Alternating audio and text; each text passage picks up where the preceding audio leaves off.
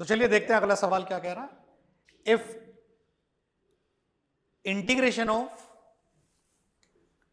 e की power x into this is gx plus c, where c is the constant of integration, तो g of half किसके बराबर होगा। अब इस वाली चीज को ध्यान से देखो और आपको याद आना चाहिए कि इंटीग्रेशन में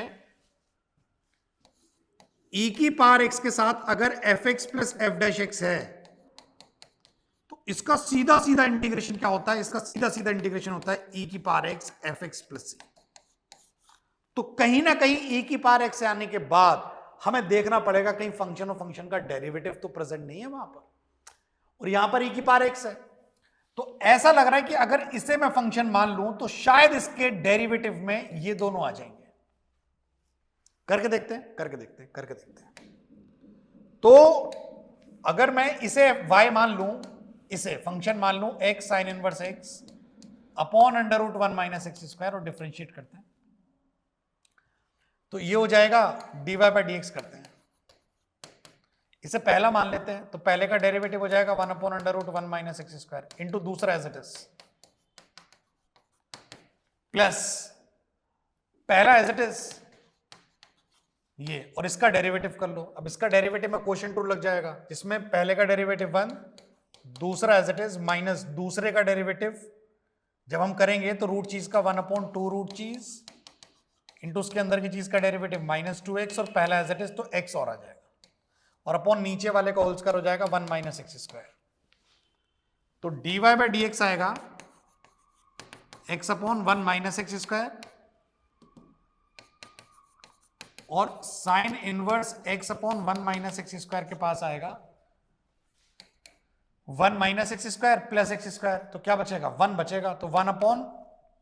अंडर रूट 1 माइनस इसकी पावर 3/2 हो जाएगा। तो क्या ये फोटो हमारे पास बच रही है, तो इसके डेरिवेटिव में क्या फोटो बच रही है, तो ये तो फोटो सेम आ रही है, साइन इनवर्स x भी आ रहा है 1 माइनस एक्स स्क्वायर की पावर 3/2। अच्छा यहाँ माइनस होना चाहिए था, ये मिसप्रिंट हो गया, तो ये सेम फोटो आ रही है। तो अगर सेम फोटो आ रही है तो हमारा जो आंसर हो जाएगा, अब हम यहां से क्या फील ले गए कि ये फंक्शन है और ये इसके डेरिवेटिव्स आ रहे हैं, तो आपका आंसर आ जाएगा e की power x into f x that is x sine inverse x upon under root 1 minus x square plus c। ये आपका आंसर आ जाएगा। अब वो कह रहा है कि इतना हिस्सा सिर्फ gx है, c को हटा दो, ये हिस्सा gx है, तो चलो ये gx हो गया। अब कह रहा है g में हाफ डाल दो, इसमें हाफ डाल दो, तो ये हो जाएगा e की power half, half sine inverse half हो जाएगा 30 डिग्री π/6 और नीचे हो जाएगा आपका 1 माइनस 1/4, ये हो जाएगा 3/4, ये हो जाएगा √3/2, तो √3/2, तो 2 से 2 कैंसिल आउट हो जाएगा, तो ये बचेगा। अब देख लेते हैं कि हमारे पास क्या क्या है। एक तो π/6 बच रहा है, तो π/6 किस किस में है, सिर्फ इन दोनों में है, तो तुमने तो हमें देखना भी नहीं है,